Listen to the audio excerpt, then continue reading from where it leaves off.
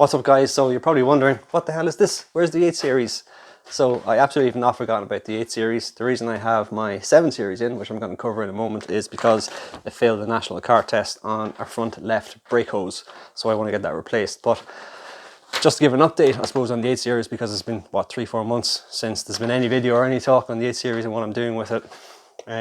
So having reviewed what a lot of guys online are saying about the 8 series, guys that have dealt with rust repair on the 8 series, and some local guys here as well, be trying to figure out what the best thing to do is in regards, you know, the order of repairs. And the reality is the 8 series is a rusty car. If you're not in California or, you know, various hot climates in North America and the likes, they rust like crazy. And the reality is the back third of my 8 series is very, very, very rusty. So all the wheel arches, the sills are just destroyed. And I'm coming to the realization that I should have stripped the car apart to start with. So engine out, interior out, suspension off, fuel tank off, exhaust off, the whole lot. So that's probably the road I'm going to go down. So I know I've done all the work on the engine bay, but the reality is I could have that V12 and all the accessories out probably in about 10 hours if I wanted to, strip the rest of the car apart.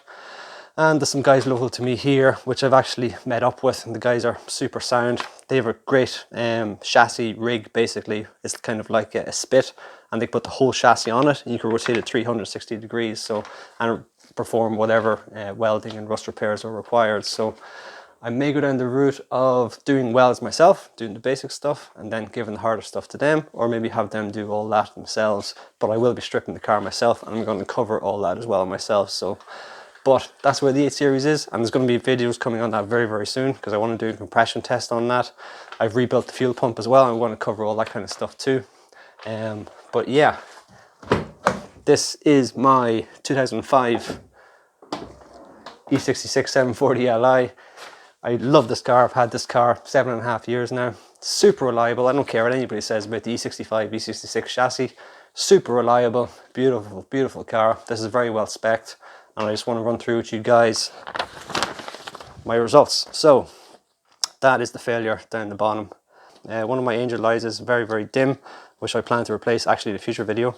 And I have a flexible brake pipe, which is supposedly perished or chafed. And that's a major fail, and that requires attention within 30 days. Otherwise I have to book another full retest. So yeah, I just want to run through with you guys the replacement of both brake hoses. I'm going to do the left side and the front right side, and let's see how bad they are.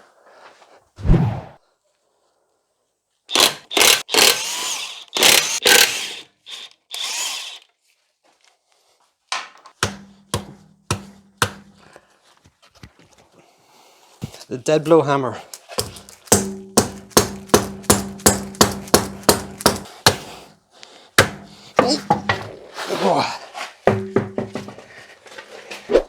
Yeah, so I just done a full examination of the brake line, and I thought the tester might have been, you know, just erring on the side of caution, and there's nothing wrong with the line. But you know what?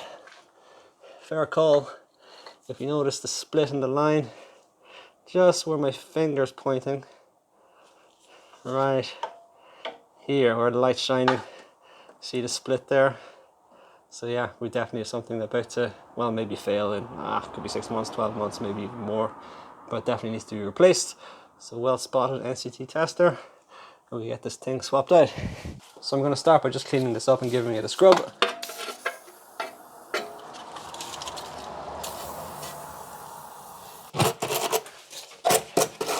Now we see what we're looking at. So this is the setup here. You obviously have your brake hose. This is the end of the brake hose, the threaded end, and you've got this loose screw on the end of your brake line. Loosen this off, and that disconnects the brake line from the actual hose inside this union section here. So once this is undone, this should come straight out. We have our 11mm spanner. That's loose already.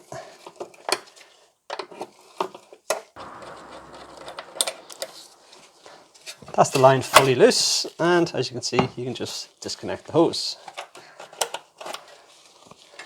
I'm just going to leave a cloth underneath that for it to drip, and we'll try and get this done as quickly as possible. So we've got the anti-chafe line here just behind on the back of the shock. We loosen that off, and I can undo the line on the back of my caliper as well, which is of course down this direction. And it would probably make sense at this stage to turn the wheel. This is a 14.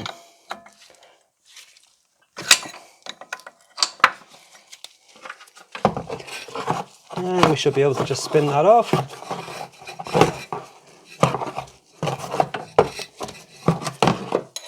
Lovely. Now, as the tester astutely spotted, there we go, look at that. That's considerably worse than expected. Quite the breakage there. The rest of the line isn't the worst, but of course, once you see that, it has to be replaced. The line is actually quite hard as well, which it shouldn't be. I'll show you what the new one looks like. And as you'd expect, very supple, very, very soft. And this is exactly what the new line should look like. These aren't sided, so you've got the same hose on both sides. And, well, the installation is very, very simple. Just re-screw it back in. Now we want to get started on the caliper side, obviously. So in the reverse order it came off.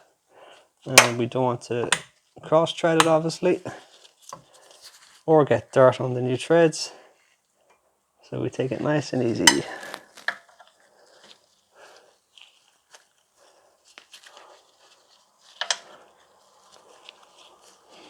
Okay, that's it started, and we just spin it back on.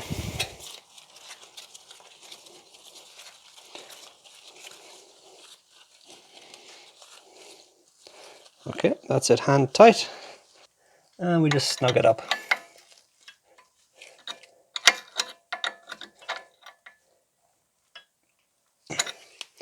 There we go. The next step now is obviously to reroute the line and get the anti-chafe back into this bracket on the back side of the shock.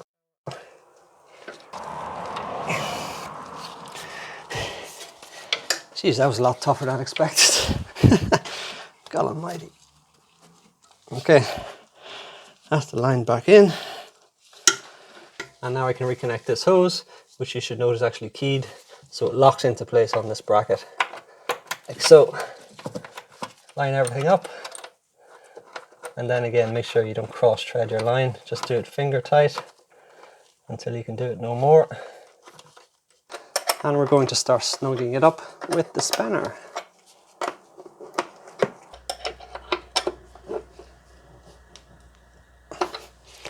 All right.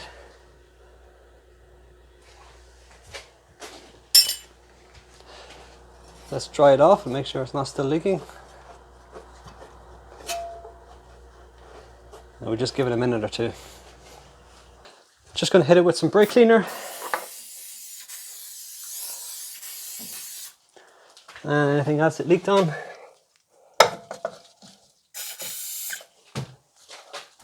Including the line itself. And clean it all off.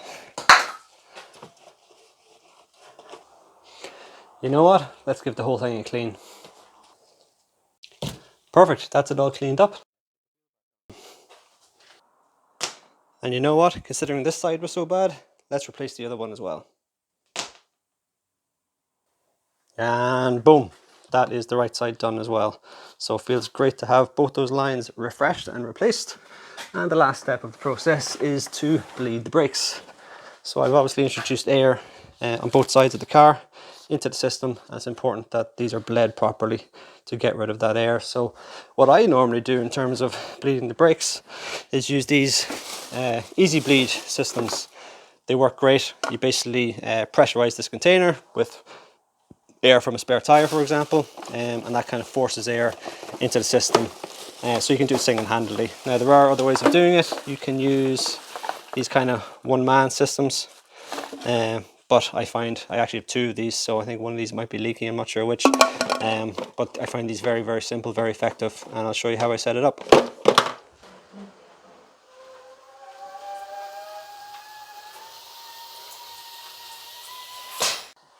So a few minutes later, I have the Easy Bleed set up, and this is what it basically comprises of. So like I say, you've got your reservoir here. I'm actually missing a washer from in here, so it's leaking ever so slightly, but that's not a worry.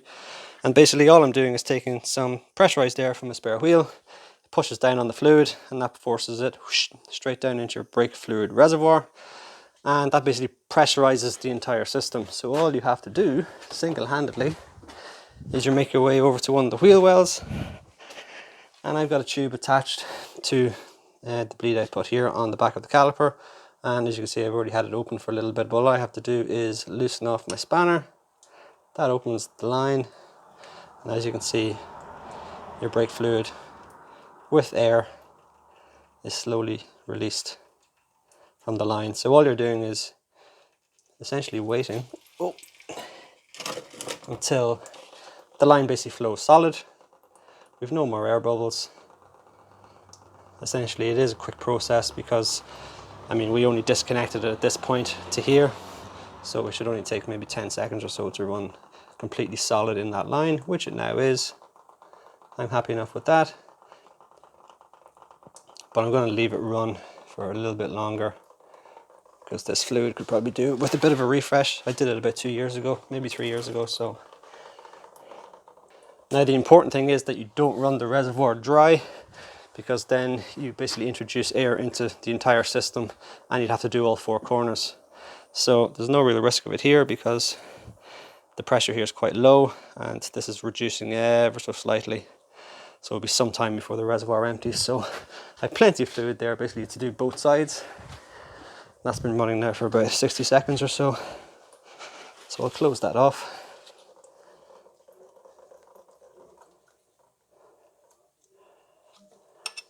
Snug it up, it doesn't need to be super tight. There we go. And once again, I'm just going to clean that off with some brake cleaner and put the dust boot back on. Job done. Oh, the world's heaviest wheels.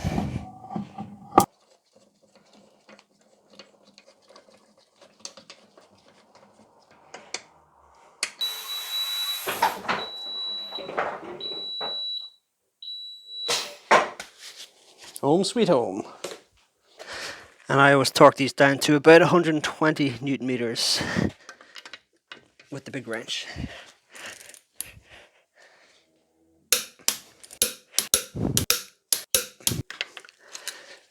Sweet.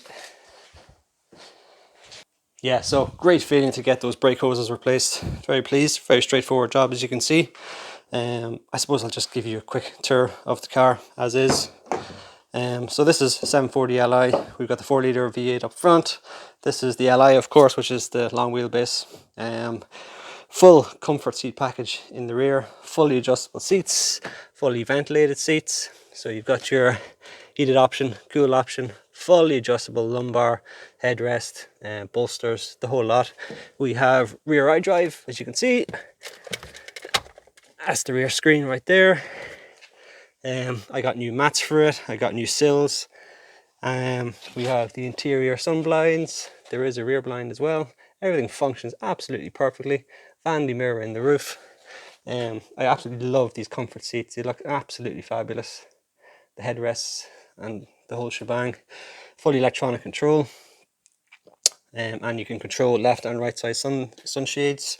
Rear left passenger here can control the front seat as well.